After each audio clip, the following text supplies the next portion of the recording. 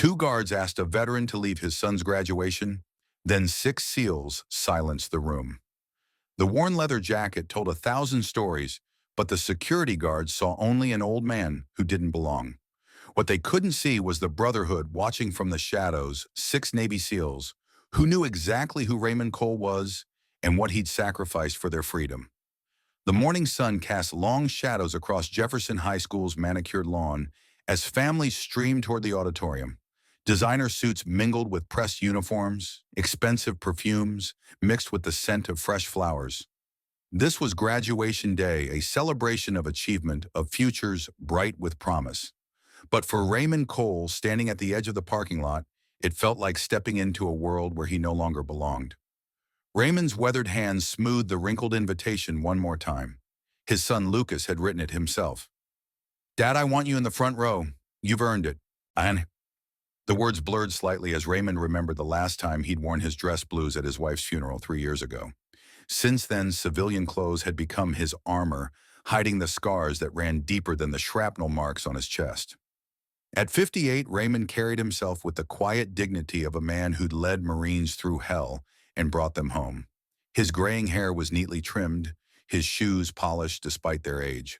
But the years of night shifts at the factory of choosing between his son's school supplies and his own needs had left their mark. The jacket was worn at the elbows, the pants pressed but faded. To those who didn't know better, he looked like just another struggling single father. As Raymond approached the auditorium entrance, he felt the familiar weight of judgment. Parents in their Sunday best glanced his way with polite smiles that didn't reach their eyes. He'd faced enemy fire without flinching, but this social battlefield where worth was measured by appearance rather than character, this terrified him. All he wanted was to see his son graduate, to sit where Lucas had asked him to sit, to finally be the father his boy deserved to see in that moment of triumph. 3 weeks earlier, Lucas had come home from school with an unusual request. "Dad, I know you don't like crowds, but graduation is important to me." Raymond had been fixing their old truck grease under his fingernails when his 18-year-old son sat down beside him on the garage floor. "I've been thinking about what you always tell me about earning your place, about respect being something you give and receive." Lucas pulled out a piece of paper carefully folded. "I wrote this for you. It's my invitation, not the school's. I want you in the front row because you've been my hero since I could walk." Raymond had read the handwritten note 3 times before the words sank in. His son, this brilliant young man who'd earned a full scholarship to engineering school, wanted him there. Not hidden in the back, not watching from the parking lot like he had at every other school event, but front and center. That night, Raymond had made a decision. He would go. He would wear his best clothes, hold his head high, and sit where his son wanted him to sit. He'd spent days preparing, pressing his one good shirt, polishing his shoes until they gleamed, even getting a haircut at the barbershop downtown. He'd practiced what he would say if anyone questioned his presence. He had the invitation written in Lucas's careful handwriting. He had every right to be there. But as he stood before his bathroom mirror that graduation morning, Raymond saw what others would see, a factory worker in clothes that had seen better days trying to fit into a world of privilege and prosperity. "You've faced worse," he told his reflection. "You've led men through combat. You can handle a high school graduation." The auditorium lobby buzzed with excitement as Raymond approached the main entrance.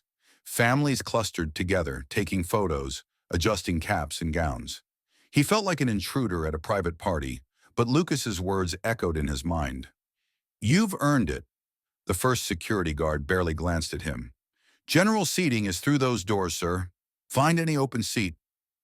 "Actually," Raymond said quietly, pulling out the invitation, "my son asked me to sit in the reserve section." The guard's expression shifted from polite indifference to skeptical scrutiny. He looked at Raymond's worn jacket, his faded pants, then at the handwritten note. "This isn't an official invitation, sir. The reserve section is for VIP families only. My son is Lucas Cole. He's the valedictorian." Raymond's voice remained steady, but his heart was racing. "I'm sure he is," the guard replied with barely concealed condescension. "But I need to see proper credentials for reserve seating. Why don't you find a nice spot in the back? You'll still be able to see everything." Raymond didn't argue. He'd learned long ago that some battles weren't worth fighting, at least not immediately. He found a seat in the general section, 3 rows from the back, and settled in to wait. From here, he could barely make out the stage where Lucas would soon stand to deliver his valedictorian speech. As the auditorium filled, Raymond noticed the clear divide. The front rows gleamed with expensive jewelry and tailored suits. Parents chatted about vacation homes and college funds, their voices carrying the confidence of people who'd never been told they didn't belong. Behind them, the middle section held families like Raymond, remembered being working class but dressed in their Sunday best, proud but aware of their place in the social hierarchy. And then there was the back where Raymond sat with the latecomers and the uncertain. He watched as other parents were questioned about their seating, saw how quickly the guards assessed and categorized each person who walked through those doors. It was a system as rigid as any military hierarchy, but based on wealth rather than merit. What Raymond didn't notice was the group of men in the middle section who had been watching the entire exchange. 6 Navy SEALs, all in their dress uniforms, had arrived early for the ceremony. They were there for different graduates, but they shared something more important than family ties. They shared a brotherhood forged in combat. Chief Petty Officer Marcus Thompson leaned over to his teammate. "Did you see that guy they just turned away from the reserve section?" "Yeah," why Petty Officer James Rodriguez whispered back. "That's Raymond Cole, Gunnery Sergeant Raymond Cole, Marines. He pulled my ass out of a firefight in Fallujah." Thompson's jaw tightened. If that man's son is graduating today, he should be sitting wherever the hell he wants to sit. The other SEALs turned to look at Raymond, recognition dawning on their faces. They'd all heard the stories, some had served alongside him. This was the Marine who'd led joint operations with SEAL teams, who'd earned their respect through blood and brotherhood, and now he was being treated like he didn't matter. As the ceremony began, Raymond tried to focus on the proceedings.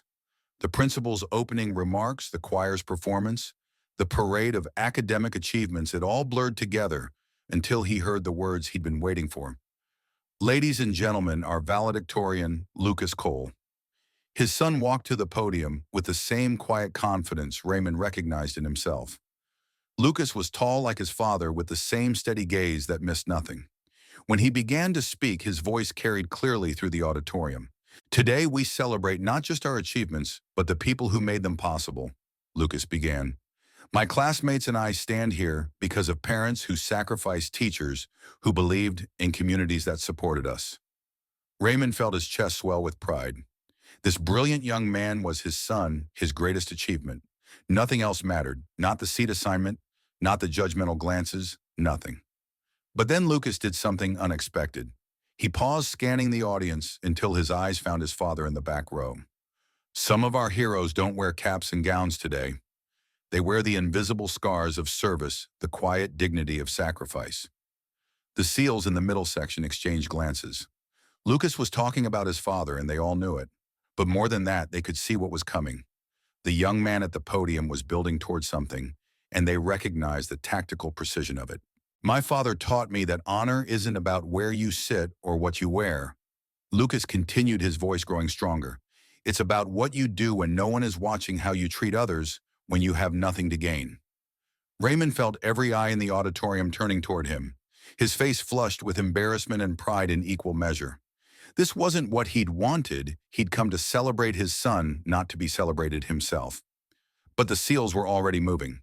Chief Thompson stood first, his dress uniform immaculate, his bearing unmistakably military. One by one, his teammates followed suit. They didn't speak, didn't make a scene. They simply stood at attention, their eyes fixed on Raymond Cole, their message clear to anyone who understood military protocol. The security guards who had dismissed Raymond suddenly found themselves looking at 6 of America's most elite warriors, all paying their respects to the man they'd turned away from the front row. The atmosphere in the auditorium shifted like the moment before a storm breaks. Parents who had been politely applauding Lucas's speech now sat in confused silence, trying to understand why 6 Navy SEALs were standing at attention in the middle of the ceremony. The principal looked nervously between the podium and the unusual display, unsure whether to intervene. Lucas paused in his speech, his eyes moving from his father to the SEALs and back again. This wasn't part of his plan, but he recognized an opportunity when he saw one. His father had taught him to adapt, to read the battlefield, and adjust tactics accordingly. "Ladies and gentlemen," Lucas said, his voice cutting through the tension, I'd like you to meet my father, Gunnery Sergeant Raymond Cole, United States Marine Corps. The words hit the auditorium like a physical force. Parents who had dismissed Raymond as just another working-class father suddenly saw him differently. The security guards who had turned him away from the reserve section felt the weight of their mistake settling on their shoulders. But it was Colonel Patricia Hayes sitting in the third row who broke the silence. She stood slowly, her army dress uniform, pristine, her bearing commanding. Gunnery Sergeant Cole, she called out, her voice carrying the authority of decades of service. I served with you in Iraq. You saved my convoy outside Ramadi? The auditorium erupted in whispers as Colonel Hayes continued. This man didn't just serve his country, he led from the front, brought everyone home, and never asked for recognition. She turned to address the crowd directly. While we were sitting here, judging him by his clothes, he was remembering the faces of the Marines he carried to safety, the families he helped keep whole. Raymond felt the walls of his carefully constructed privacy crumbling around him. For years, he'd worked to blend in, to avoid attention, to let his service remain in the past where it belonged. But now, in front of hundreds of strangers, his story was being told whether he wanted it or not. The 6 SEALs remained at attention, their silent tribute speaking louder than words. Chief Thompson had served 3 tours with Marine units, and he knew what Raymond Cole had done in Fallujah. The others had heard the stories how a Marine gunnery sergeant had risked everything to coordinate a rescue operation that saved 12 Navy SEALs pinned down by enemy fire. Lucas watched his father's face, seeing the internal struggle between humility and the recognition he deserved. This was the moment his entire speech had been building toward, but it was bigger than he'd imagined. His father wasn't just a veteran, he was a hero to heroes. The security guards who had dismissed Raymond now stood frozen, realizing they had turned away a decorated combat veteran from his son's graduation. The first guard, the one who had been most dismissive, looked like he wanted to disappear into the floor. Parents in the front rows, the same ones who had looked at Raymond with polite disdain, now craned their necks to get a better look at the man they had so quickly dismissed. Lucas made his decision. Setting aside his prepared speech, he stepped away from the podium and walked down from the stage. The auditorium fell completely silent as he made his way through the rows of seats, past the confused parents, past the standing SEALs, straight to the back where his father sat. "Dad," Lucas said, his voice carrying in the absolute quiet, "you taught me that a man's worth isn't measured by what others think of him, but by what he does when it matters most." He extended his hand to his father. "You've spent 18 years showing me what honor looks like. Now let me show you what pride looks like." Raymond looked at his son's outstretched hand, then at the hundreds of faces turned toward them. Every instinct told him to stay seated, to avoid the attention, to let Lucas return to his speech and finish the ceremony properly. But then he saw something in his son's eyes, not just love or pride, but a kind of fierce determination that reminded Raymond of himself at that age. Lucas wasn't asking him to stand for the crowd's benefit. He was asking him to stand for his own. Raymond took his son's hand and stood up. The walk from the back row to the front of the auditorium felt like the longest march of Raymond's life. Every step echoed in the silence, every face turned toward him, registered a different emotion: surprise, respect, shame, curiosity. Lucas walked beside him, his graduation gown rustling softly, his hand steady on his father's arm. As they passed the 6 SEALs, each man snapped to an even sharper attention. Chief Thompson's eyes met Raymond's for just a moment, and in that brief exchange, years of shared understanding passed between them. No words were needed. The brotherhood of combat veterans transcended service branches, transcended time, transcended the civilian world that often failed to understand what they had given. Colonel Hayes remained standing as they approached her row. "Semper Fi Gunny," she said quietly as they passed. "Hoo-ah, Colonel." Raymond replied, his voice steady, despite the emotion threatening to overwhelm him. The security guards stepped aside, their earlier authority replaced by obvious discomfort. They had made a mistake based on appearances, and now that mistake was being witnessed by hundreds of people. As they reached the front row, Raymond hesitated. The seats here were clearly marked for VIP families, school board members, major donors, local dignitaries. Even with his son's invitation, even with the public recognition of his service, he felt like an intruder in this space of privilege and power. "Dad?"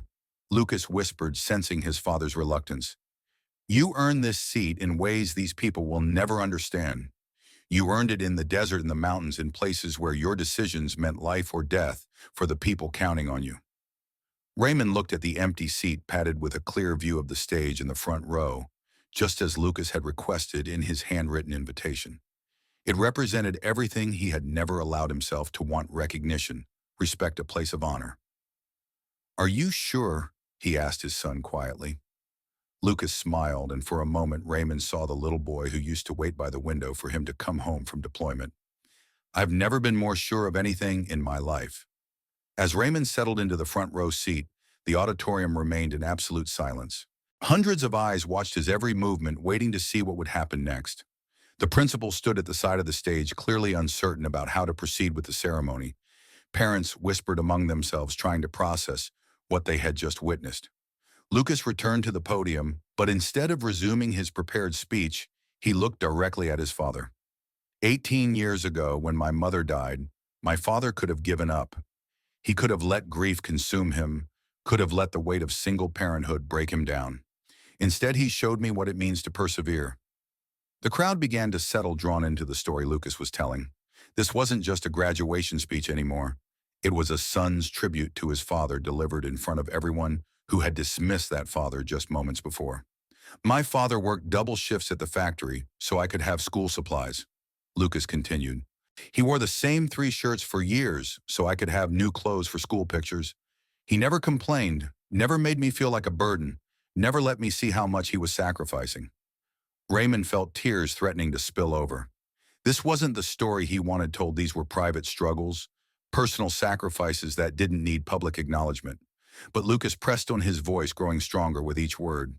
When other kids' fathers came to career day in suits and ties, talking about their offices and business trips, my father came in his work clothes and talked about integrity, about doing your job right even when no one is watching, about taking care of your people no matter what. The auditorium was completely silent now, every person focused on the young man at the podium and the story he was telling. But what you don't know, Lucas said, his eyes scanning the crowd before returning to his father, is that my father is a hero in ways that have nothing to do with his military service. Yes, he served with distinction. Yes, he saved lives and led men through impossible situations. But his greatest act of heroism was coming home and choosing to be my father every single day. The 6 SEALs, still standing at attention, seemed to understand something the rest of the crowd was just beginning to grasp. This wasn't just about military service or combat heroics. This was about a different kind of courage, the courage to rebuild a life after loss, to raise a child alone, to sacrifice everything for someone else's future. When I was 8, I asked my father why he didn't wear his medals. He told me that the real medals are the ones other people give you: respect, trust, love.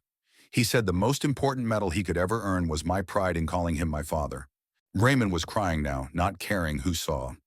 His son, this brilliant, articulate young man, was giving him something he had never expected: public recognition, not just for his service, but for his fatherhood.